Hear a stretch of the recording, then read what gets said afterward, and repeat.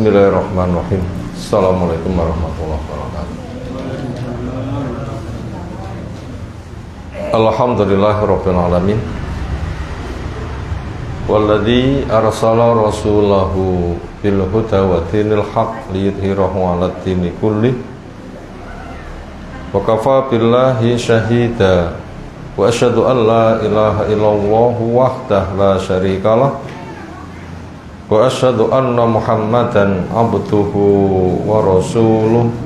Allahumma shalli ala Muhammad wa ala alihi wa ashabihi wa man tabi'ahum bi ihsanin ila yaumiddin. Ya ayyuhan nas ittaqu rabbakum alladzi khalaqakum min nafsin wahidah wa khalaqa minha zawjaha wa bassa minhuma rijalan katsiran wa nisaa'a wattaqullaha alladzi tasaaluna bihi wal arham innallaha kana 'alaikum raqiba. Wa ba'du, fa inna asdaqal hadisi kitabullah wa khairal hadyi hadi Muhammadin sallallahu alaihi wasallam wa syarrul umuri muhdatsatuha fa inna kulla muhdatsatin bid'ah wa kulla bid'atin dhalalah wa kulla dhalalatin finnar. Ayo ikhwah azza subhanahu wa ta'ala, insyaallah kita melanjutkan mengkaji materi kita tentang panduan berpuasa sekaligus i'tikaf dari kitab Hadyu Rasulullah Muhammadin sallallahu alaihi wasallam fi ibadah wa muamalah wal akhlaq, yang merupakan ringkasan dari Muntaqa Zadul Ma'ad oleh Ibnu Qayyim Al-Jauziyah rahimahullahu ta'ala. Sekarang kita masuk di halaman yang ke-55, nomor yang ke-5 dari petunjuk Nabi SAW berkait perkara-perkara yang diperbolehkan buat orang yang berpuasa. Sekarang poin yang ke-5. Wa kana sahabatu, ada para sahabat radhiyallahu anhum, hina yunsi'una safar, ketika mereka memulai berangkat bersafar, yuftiruna min ghairi tibari mujawazatil buyut, mereka berbuka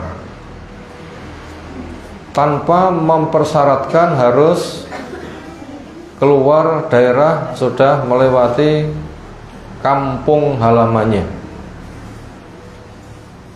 Wa yukhbiruna anna dzalika hadiyuhu, dan mereka mengkhabarkan sikap yang seperti ini adalah petunjuk Nabi sallam wa sunnatu, dan tuntunannya. Sekarang kita lihat dulu tentang tuntunan ketika orang safar untuk sholat jamak dan qashar. Orang yang safar, jamaknya sudah boleh dimulai ketika masih di rumah. Jamaknya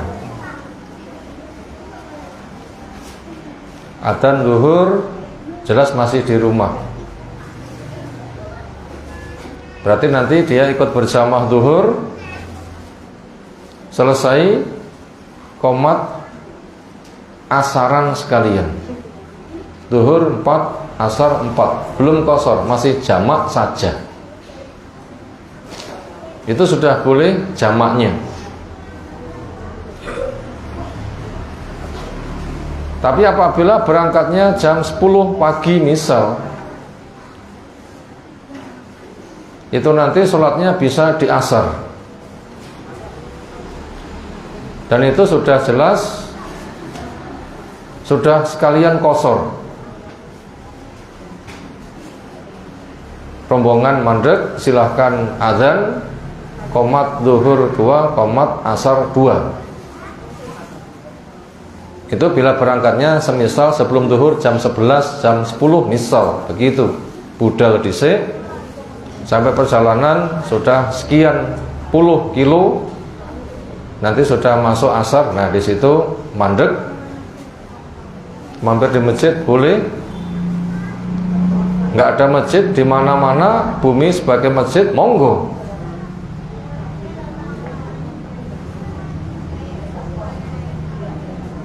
Azan, qomat zuhur 2, qomat lagi asar 2. Tapi apabila berangkatnya sudah zuhur, zuhuran dulu jamaah di pemukiman sendiri 4, qomat asar tetap 4. Kenapa? Karena yang masih yang sudah boleh itu adalah jamaknya. Tapi kalau qasharnya ada syarat, harus sudah meninggalkan perkampungannya. Harus sudah meninggalkan perkampungannya. Misalnya mau berangkat ke Jakarta,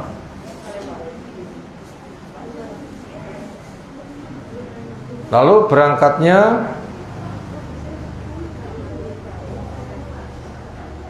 jam 11, maka boleh qashar, harus meninggalkan perkampungannya dulu. Mungkin pelaku 10 kilo akhirnya sudah masuk zuhur. Nah, di situ sudah boleh adzan, lalu qomat zuhur 2, lalu qomat asar 2. Jadi qasharnya itu syaratnya harus sudah meninggalkan perkampungannya. Jadi qashar untuk musafir syaratnya harus sudah meninggalkan perkampungannya. Tapi lek puasa tidak ada persyaratan itu. Program safar kemana? Luar pulau, nyopir sendiri, tak pangkah poso ngantuan. Akhirnya diputuskan tidak puasa karena itu lebih maslahat. Itu tidak diharuskan mokeli harus meninggalkan perkampungan. Begitu sudah berangkat safar ya, begitu sopirnya lungguh, nek sopiran budal ngombe dhisik ya boleh. Tidak ada syarat harus apa? Meninggalkan perkampungannya. Itulah para sahabat ketika mereka memulai safar, di mana mereka memutuskan untuk berbuka karena ditimbang maslahatnya mokel, maka tidak mengharuskan mokelnya harus memenuhi sesuatu yang dianggap syarat meninggalkan perkampungannya. Tidak ada yang seperti itu. Dan mereka mengkhabarkan begitulah perilaku yang dicontohkan Nabi Shallallahu Alaihi Wasallam. Berikutnya nomor 6. Wa kana yudriku al-fajru wa huwa junubun min ahli. Adalah Nabi SAW pernah ke susul subuh di mana kondisi beliau junub dari urusan keluarga. Misalnya setengah papat tangi, kemudian punya kepentingan pribadi suami istri, harus mandi. Kemudian ketika selesai, kemudian makan sahur. Selesai sahurnya mau adus, kesusul adzan. Bagaimana? Gak masalah, gak ada resiko sama sekali. Wayak tasilu ba'da al-fajri wa yasum, dan maka beliau mandi ketika fajar telah tiba dan tetap melaksanakan puasa sebagaimana wajarnya. Kalau mudah dipahami poin yang itu. Yang ketujuh, wa kana yuqabilu ba'da aswajihi wa wasaim fi Ramadan. Dan adalah Nabi SAW yuqabil. Yuqabil itu mengecup. Lek mencium apa modalnya? Hidung disedot. Lek mengecup modalnya bibir. Kepada sebagian istrinya sementara beliau berpuasa dan itu dikerjakan di bulan Ramadan, itu boleh tapi dengan syarat selagi syahwatnya terkendali. Kedelapan, wa kana yastaku wa wasaim wa yatamat madu wastan syaku wa wasaim. Ada Nabi SAW bersiwak pakai odol, monggo, di mana beliau itu berpuasa dan juga berkumur kemu dan suka istinsyak, memasukkan air ke hidung, monggo. Kenapa? Itu tidak disangatkan, boleh sementara beliau puasa. Wa kana yasubu ala rasihi alma, wa wasa, beliau menuangkan air ke kepala sementara beliau puasa. Gerujukan boleh, karena gerujukan itu tidak makan, gerujukan itu tidak minum, hanya mengalirkan air dari ujung kepala sampai kembloh basah kuyup. Gak ada urusan makan minum, itu boleh. Selesai gerujukan awak seger, gak apa-apa, karena itu segernya bukan karena makan, segernya bukan karena minum, boleh-boleh saja. Yang kesembilan, wa kana min hadihi isqatul qadha amman akala aw syariba nasiyan. Dan ada termasuk dari petunjuk Nabi SAW, tidak usah mengqadha orang yang makan minum karena lupa. Dan itu rezeki, gak usah khawatir batal. Tidak perlu ndang sujud syukur. Alhamdulillah aku lali, warek malian. Gak usah was-was. Tapi lek lagi kelingan dan dieling-eling kok gayane ngelali. Yang itu ya nggak boleh. Betul-betul lali, begitu selesai, loh poso hakim enggak. Sudahlah, sujud syukur saja. Gak usah was-was sama sekali. Mantap saja, sah. Kesepuluh, wa rakhasa lil marid wal musafir ayyaftura wa yaqdiya. Dan beliau SAW memberikan rukhsah, keringanan kepada yang sakit, yaitu punya harapan sembuh, dan safar, punya harapan pulang untuk mokel dan nanti mengqadha. Sakit harapan sembuh, safar jelas ada harapan pulang. Sementara mereka berat untuk berpuasa, maka boleh mokel tapi syaratnya mengqadha, ngijali. Demikian juga wal hamil wal murdi idza khafata ala anfusihima kadzalik. Demikian juga ibu yang hamil menyusui, bila khawatir pada dirinya maka mendapatkan rukhsah yang semisal. Bila masih ingat apa yang tersampai sebelum Ramadan, nukilan perincian fatwa dari Syekh Fauzan berkaitan ibu yang hamil dan menyusui, itu apabila yang tidak kuat itu adalah ibunya, pas hamil poso gak kuat, pas hamil menyusui gak kuat, maka silahkan mokel, nanti di hari-hari yang lain dijijal. Sekira kuat maka mengganti puasanya. Tapi apabila dicoba lagi nganti meh Ramadan apakah nggak kuat, apalagi kegiatannya rutin, setiap Ramadan itu pilihannya dua pilihan. Apa?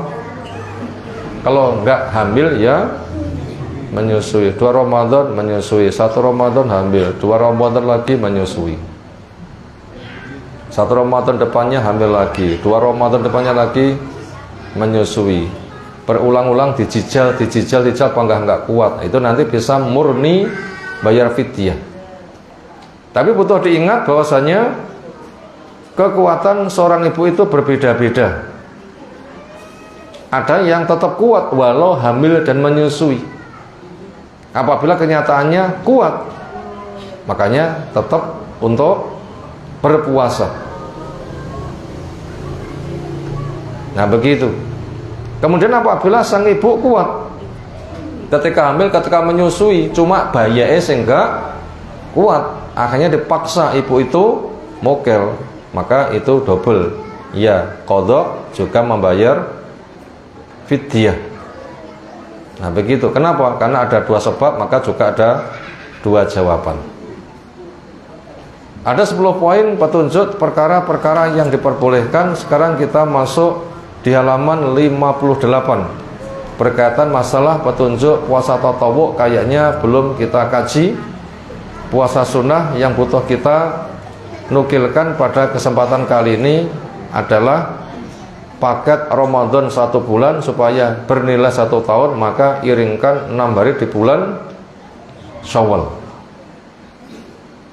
Diupayakan ketika Syawal sudah memungkinkan segera untuk ibu-ibu supaya bayar utang dulu. Ketika utangnya selesai baru puasa Syawal. Diupayakan selama Syawal itu sudah tuntas antara bayar utang dan puasa Syawal. Tapi yang jelas bayar utang itu didahulukan. Kenapa? Orang mendekatkan diri kepada Allah itu dimulai dengan skala prioritas. Sing wajib didhisikne, yang sunnah itu menyusul. Sekarang kita masuk tema baru, hadyu sallam fil i'tikaf. Mana i'tikaf adalah al-imsak fil makan, menahan diri di sebuah tempat tanpa pergi kemana-mana. Itu makna bahasa. Ngenggon nggak ngalih, ngenggon nggak ngalih, menahan diri di sebuah tempat, dia tidak kemana-mana. Secara istilah, menahan diri di masjid untuk memperbanyak ketaatan.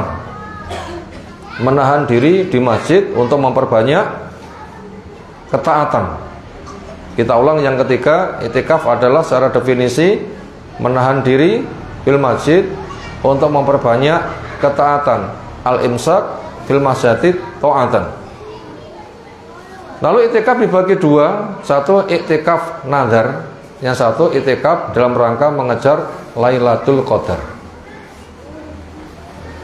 Kalau i'tikafnya nazar itu tidak harus diiringi puasa. Saya bernazar pengen i'tikaf sehari semalam, monggo. Nggak harus diiringi puasa. Mau diiringi puasa boleh. Saya mau i'tikaf sehari semalam, siangnya tak anggap poso. Itu puasa tidaknya sesuai dengan apa yang ia nadarkan. Tapi kalau i'tikafnya dalam rangka mencari Lailatul Qadar, maka itu harus puasa. Kenapa? Memang tempatnya ada di bulan puasa, yaitu 10 hari yang terakhir. Malam Qadar diturunkan Al-Quran. Di sana ada fadilah kebaikan, ketaatan yang dijalankan di malam itu nilainya lebih baik daripada 1000 bulan 80 tahun punjul. Itu secara definisi tentang i'tikaf. Ada juga i'tikaf yang lain, yaitu i'tikaf qadha. Ketika sudah mengajikan i'tikaf di Ramadan, kemudian terhalang, tidak bisa dilaksanakan, kemudian boleh diganti i'tikafnya di waktu yang lain. Karena pernah Nabi SAW itu ketika i'tikaf, istrinya nyusul gawe tempat sembunyi dewi-dewi. Sak kotak tinggi delik wong sitok, sak kotak tinggi delik wong sitok, sak kotak lagi tinggi delik wong sitok. Begitu masuk, loh, kok ada kotak-kotak nggih delikan kuwi wae sapa? Dia enggak pergi ke masjid, ngalih. Otomatis mereka juga mengikuti, enggak jadi. Nah, itu nanti ternyata diqadha oleh Nabi di waktu yang lain. Jadi, orang yang i'tikaf itu membuat tempat sembunyian boleh, walaupun tidak diharuskan, sehingga dia betul-betul mengisolasi diri, sehingga tidak terpengaruh dengan dunia yang lain untuk memperbanyak ketaatan. Mungkin dia hari-hari biasa super sibuk, dia ingin fokus untuk ittisal, menyambungkan diri dengan Allah, memperbanyak zikir dan sebagainya, yang selama ini mungkin waktunya sibuk kemasyarakatan, nggak kober yang seperti itu. Lalu tempat iktikaf itu harus masjid.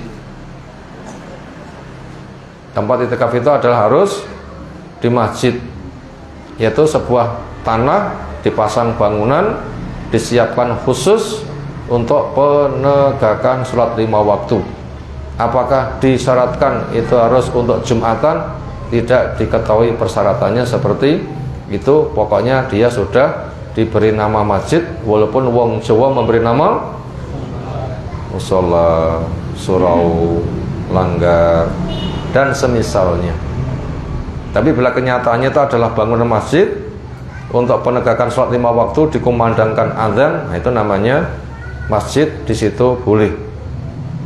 Tapi apabila mau memilih yang ada Jumatannya, ya monggo.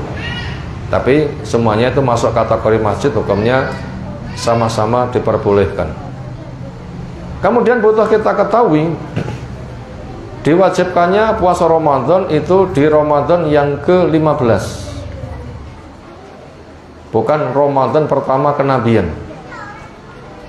Ramadan pertama kenabian apa peristiwanya yang terjadi? Diturunkannya Iqra bismi rabbikal ladzi khalaq, pengangkatan kenabian.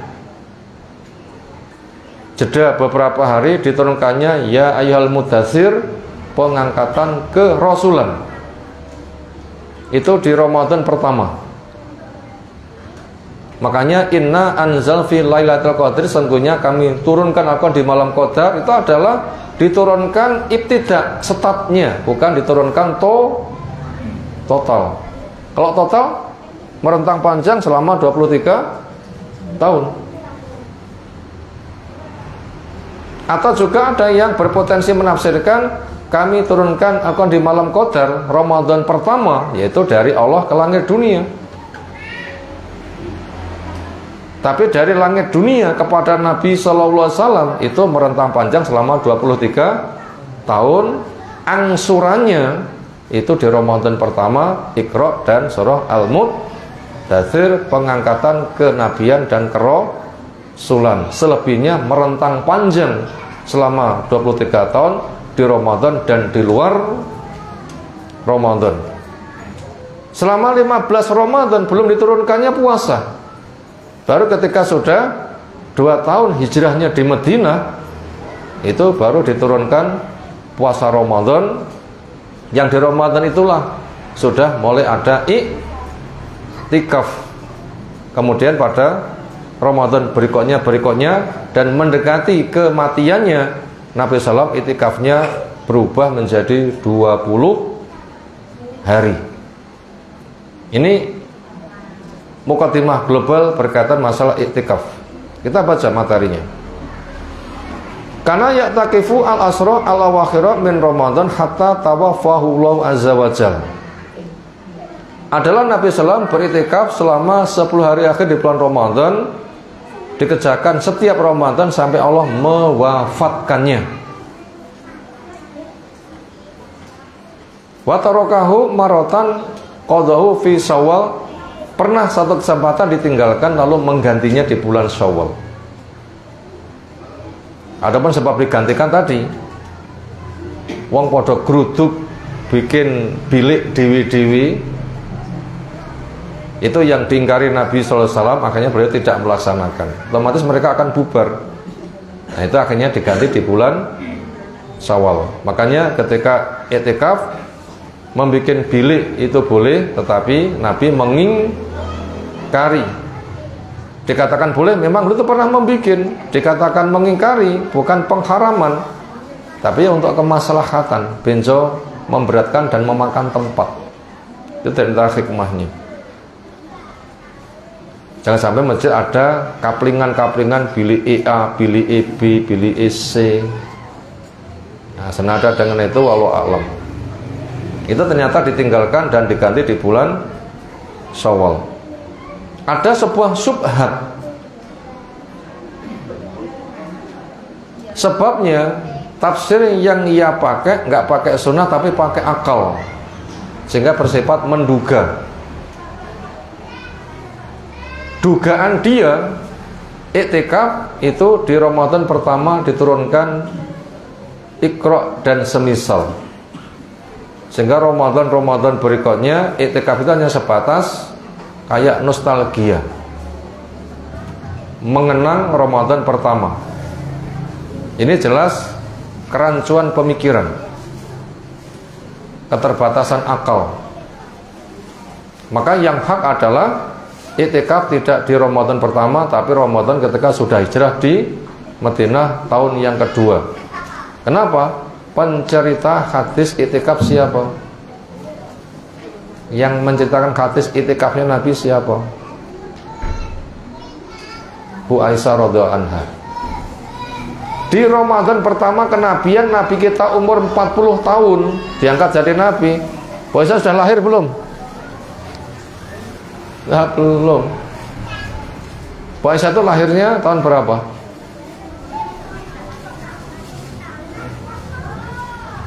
Sekitar tahun 13 di Cipok Pitu. Berapa? Tahun 5 kenabian itu baru lahir. Berarti bisa dibilang Nabi kita SAW berumur 45 tahun, Bu Aisyah lagi lahir. Bu Aisyah umur 7 tahun dinikahkan. 9 tahun baru berkumpul di Madinah. Nah begitu. Yang menceritakan iktikafnya Nabi itu Bu Aisyah, dengan memasukkan kepala ke kamarnya Bu Aisyah menyisirnya. Ini jelas iktikafnya Nabi itu adalah pada tahun yang kedua. Makanya orang yang punya syubhat, kerancuan pemikiran, berpikir tafsir itu bersifat menduga, enggak berdasarkan hadis, itu kata dia adanya itu pada Ramadan pertama, berikutnya hanya sebatas kenangan, dan itu hukumnya tidak wajib, hanya sebatas nostalgia saja. Saya khawatir nanti pikirannya menjadi nostalgia. Nah begitu loh ya. Kenapa? Salah tafsir. Saya khawatir, saya nggak menuduh loh ya. Saya khawatir saja. Saya khawatir. Kenapa? Ya tafsir kalau nggak pakai sistem tafsir kan ya jadinya bahaya, iya kan? Kan bahaya. Itu beliau ternyata mengerjakannya sampai meninggal, berarti setiap Ramadan sejak dimulainya itu selalu beriktikaf. Nomor 2, wa'takafa maratan fil asri al-awwal. Suatu kesempatan pernah iktikaf di 10 pertama.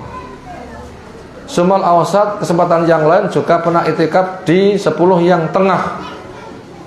Sumal asra al-awakhir yaltamisu lailatul qadar. Kemudian kesempatan yang lain pada 10 yang terakhir,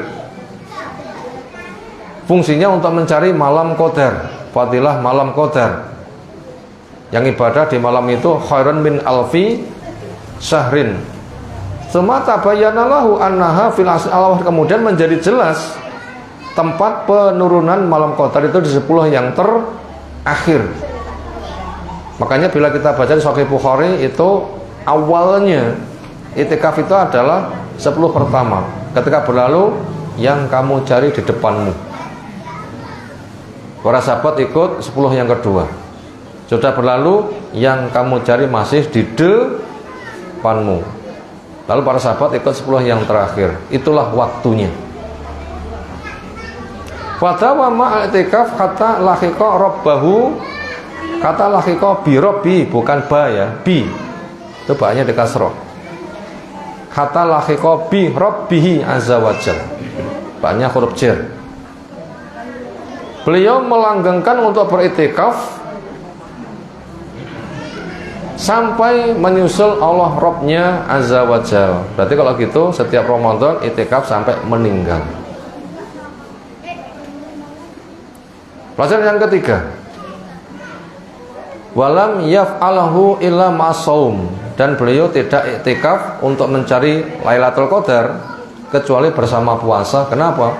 Memang pelaksanaannya di bulan Ramadan jelas wajib. Faman syahida minkumus syahra fal yasumhu. Sapa sing cetuk Ramadan ya harus. Ini jelas bersama puasa. Itu bila iktikafnya mencari Lailatul qadar. Tapi lah iktikaf itu nazar, ya sesuai dengan isi nazar. Di depan sudah kita sampaikan.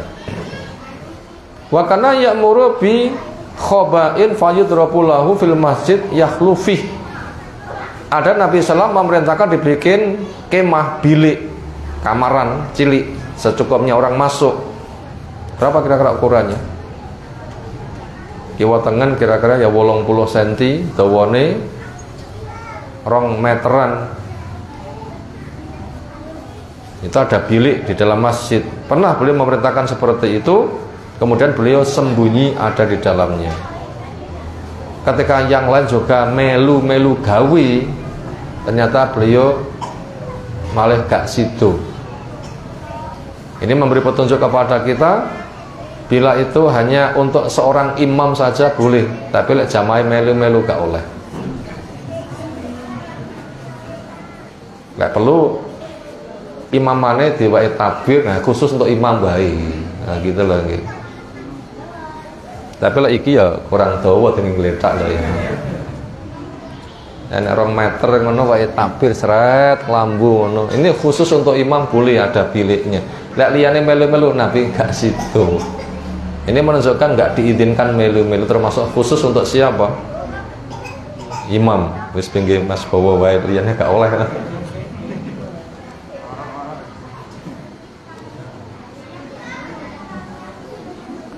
Liyane gak oleh. Khamisan wa kana idza arada al-i'tikaf shalla al-fajr summa takhalah. Adalah Nabi SAW itu ketika menginginkan i'tikaf, beliau subuhan dulu kemudian masuk di biliknya. Ini memberitahu kepada kita standarnya yang namanya sehari berapa itu? Berapa jam? 24. Budal subuhan, mulih subuhan itu dianggap sehari. Pun natin jijal napa dereng? Ngersane badhe jijal napa? Insya Allah berarti ya sabda greget kalau begitu ya. Tapi muni insya Allah orang patek muni mbuh. Jadi muni insya Allah orang patek muni ki mbuh. Jadi muni insya Allah gitu, insya Allah ada greget. Yang sulit itu iktikafnya atau gregetnya. Jawab? Greget, lek gregetan penak. Dipancing nesune krekut-krekut namanya gregetan. Tapi lek greget maknanya sebuah wirah, niat, kemauan, itu sing angel. Makanya kunci sukses itu satu. Cari ilmu syar'i dengan manhaj yang benar. 2, ilmu yang dipahami, bekerja keras untuk dipahami. Ilmu yang dipelajari, kerja keras untuk dipahami. Ojo nganti lek belajar gak paham, balen nono nganti paham. Ojo bolak balik. Saya masih ingat Sa'ino Rafiq itu ketika menyiapkan materi maca tafsir di balene ping 50 lek maca sak durunge ngaji. Awake dhewe maca ping kira-kira. Alah bangga. Beliau pernah mengungkapkan, kecilan saya awalnya beliau itu dakwah di Tulungagung, saya ikut kajian ngontel numpak sepeda.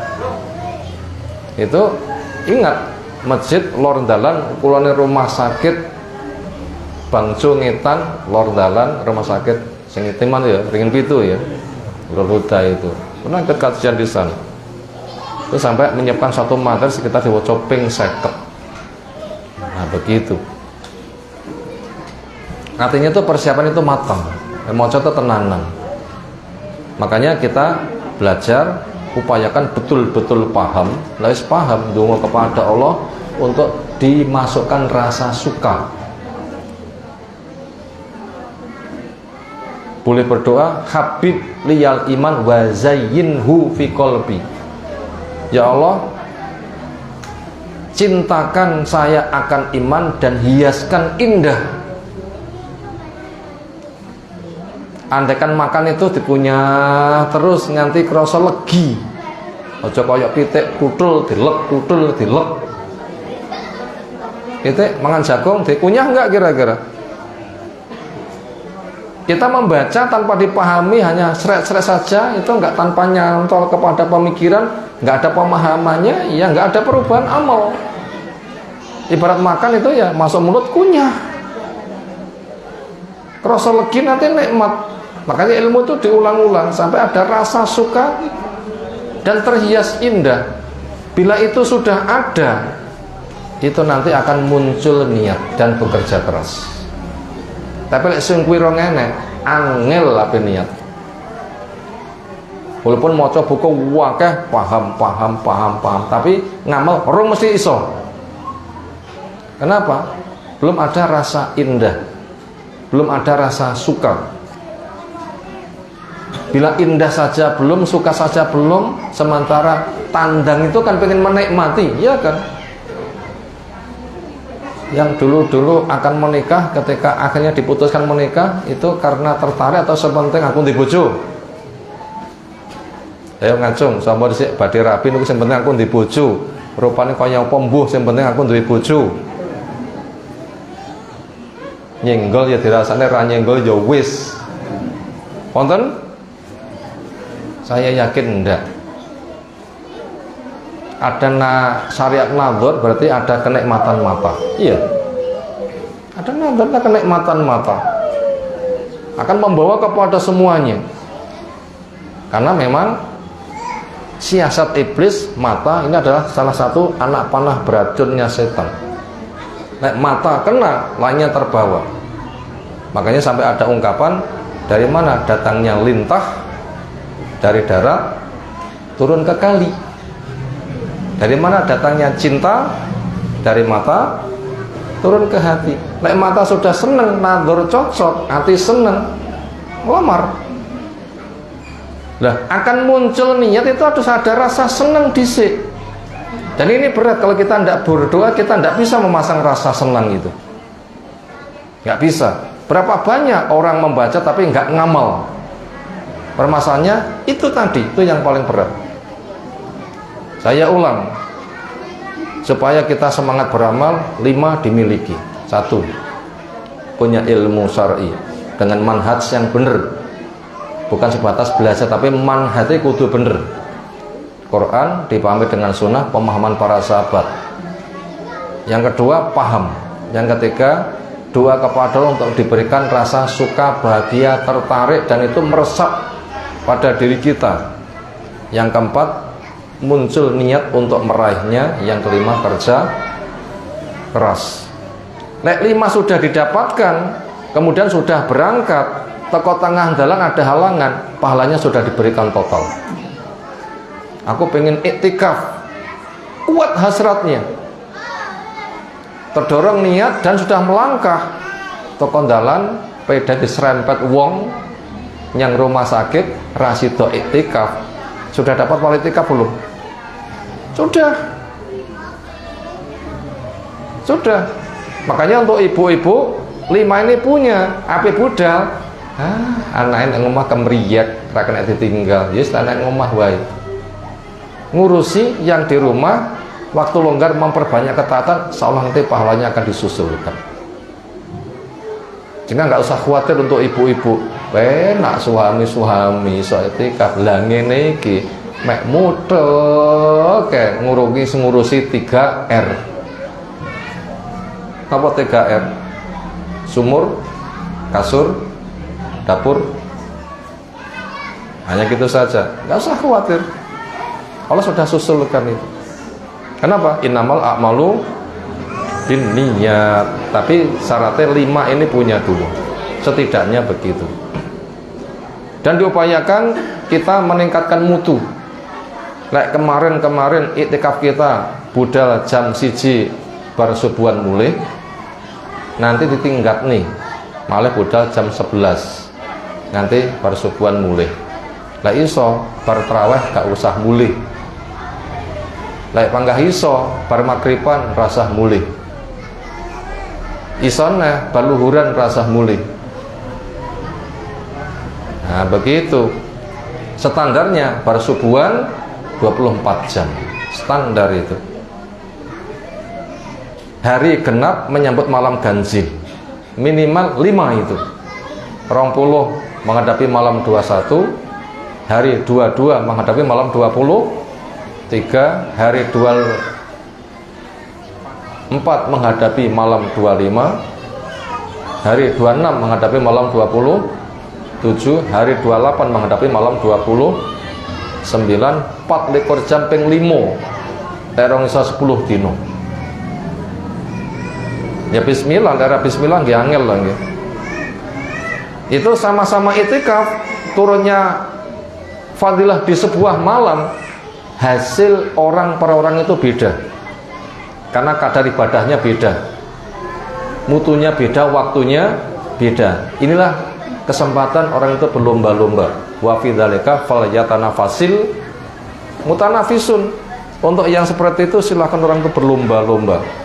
Dan itu akan siap menjadi pelaku berlomba-lomba ketika 5 hal di atas itu dimiliki. Berikutnya, wa kana idza takafa turikalahu firasuhu wa sariruhu fil mu'takafihi wa kana yadkhulu qubbatahu wahdah. Adalah Nabi SAW ketika itikaf itu sudah digelarkan lemek bersama spraynya. Bahasa gampangnya ya enek karpete karo nggawa sajadah, ngoten lho nggih. Karpete biasa terus nggawa napa? Sajadah.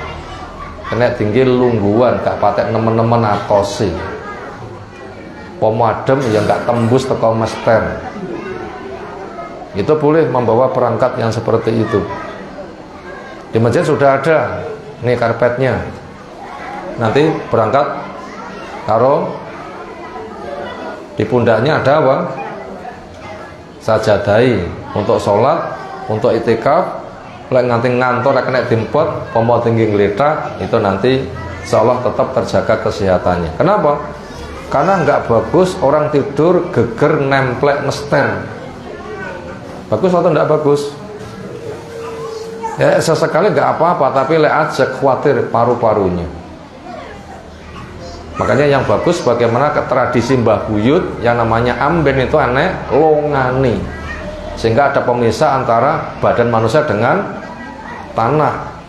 Nek nyetrum itu ya dampak ke badan itu kurang bagus. Ternyata perbuatan Nabi SAW itu ada gelarannya, ada spraynya. Berarti antara badan dengan tanah itu ada penghalang. Itu disiapkan dan beri masuk di situ sendirian.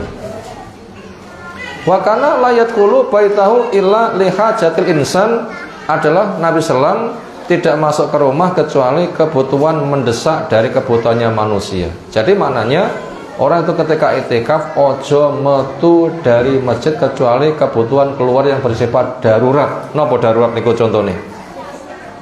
Ya ke kamar mandi.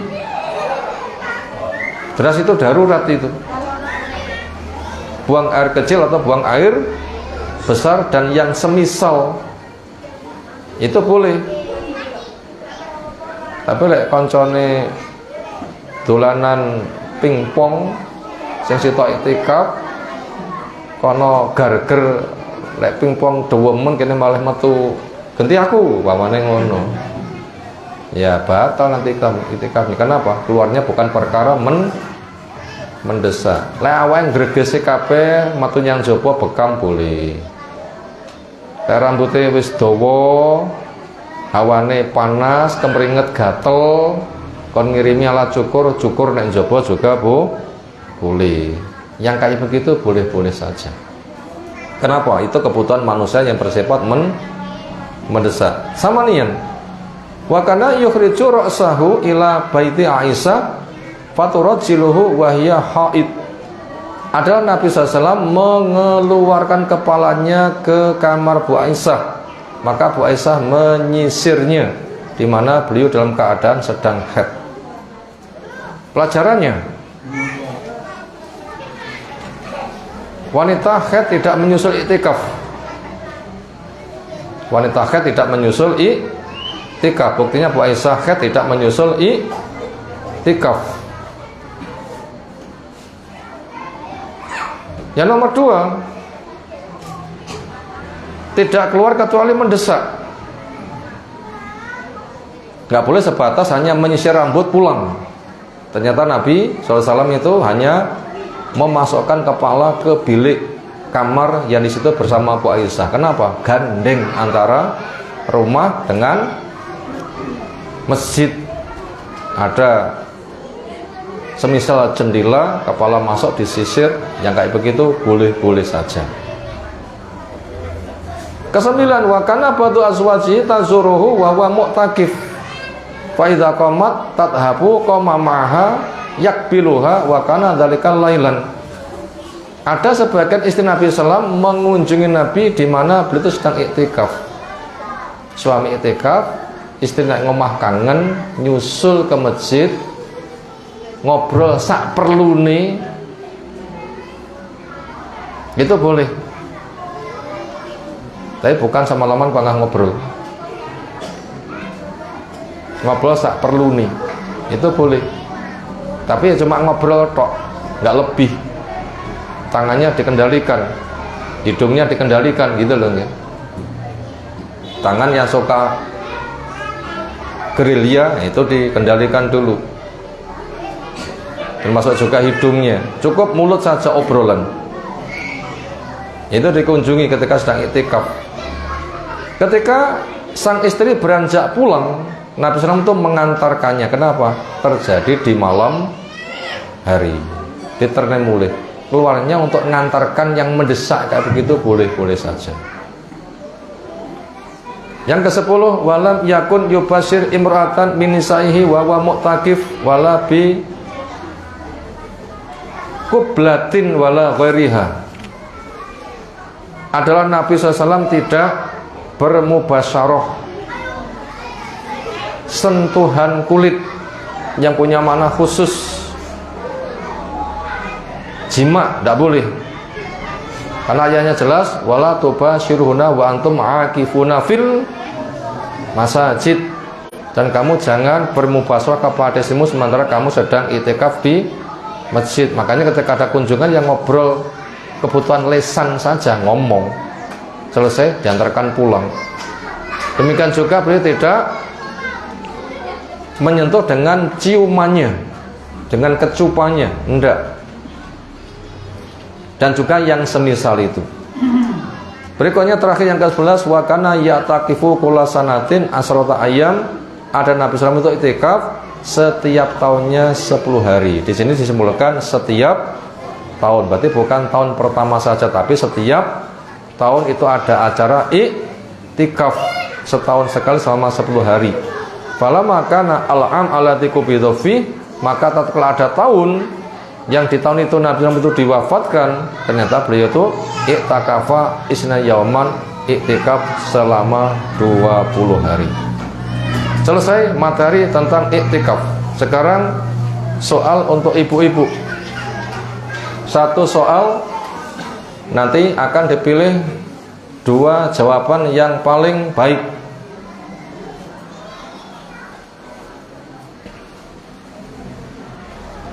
Siapkan ibu-ibu soalnya. Ini panen untuk ibu, kemarin untuk ibu, sekarang juga untuk ibu. Pak Epen golek dewi.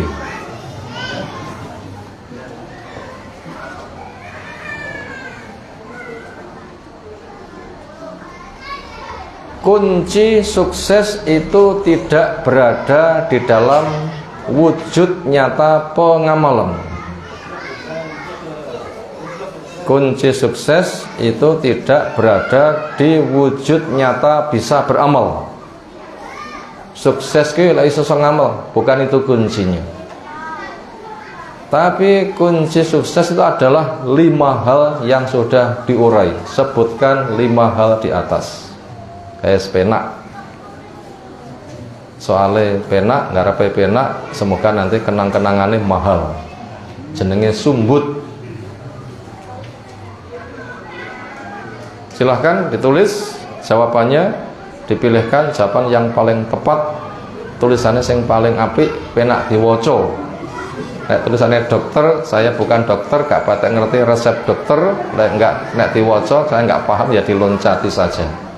Sing penak diwoco, yang mudah dipahami, gak usah terlalu panjang. Ayo ikhwah, Menuju ke maghrib sekitar masih ada 4 menitan kurang lebih. Kesempatan tanggapan disilakan.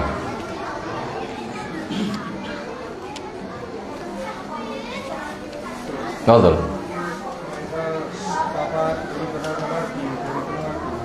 Apa? Safar itu perjalanan pulang dari Tulungagung.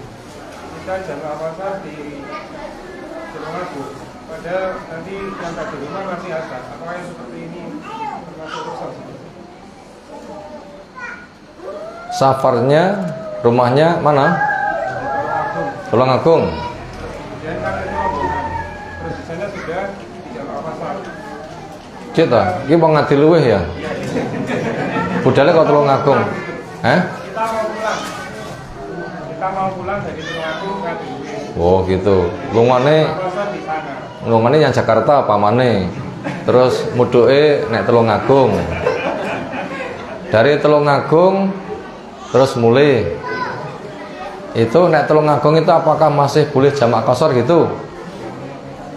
Padahal nanti bila pulang nek omah pas jamaah aja nih. Tapi itu dikerjakan saja nek Tulungagung. Apa boleh gitu? Monggo.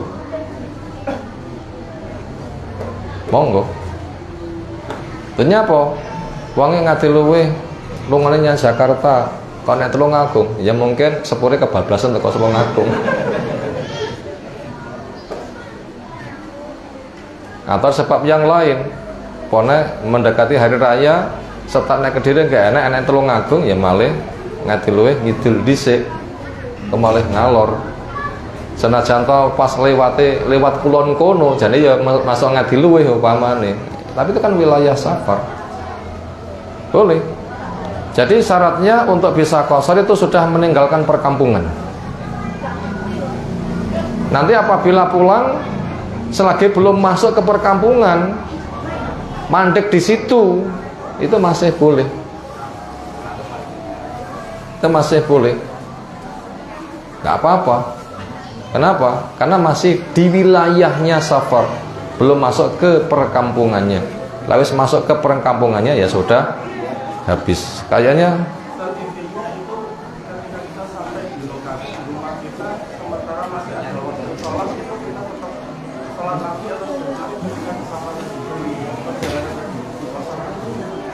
di luar wilayah sudah zuhur asar, sampai di rumah jika bagian asar, ya tidak usah, jangan diulang, tidak usah diulang. Apa lagi? Kayaknya ada sebagian terdengar adzan, sudah atau belum saya kurang tahu. Yang jelas kita cukupkan. Subhanakallahumma bihamdika, asyhadu an la ilaha illa anta, astaghfiruka wa atubu ilaik. Assalamualaikum warahmatullahi wabarakatuh.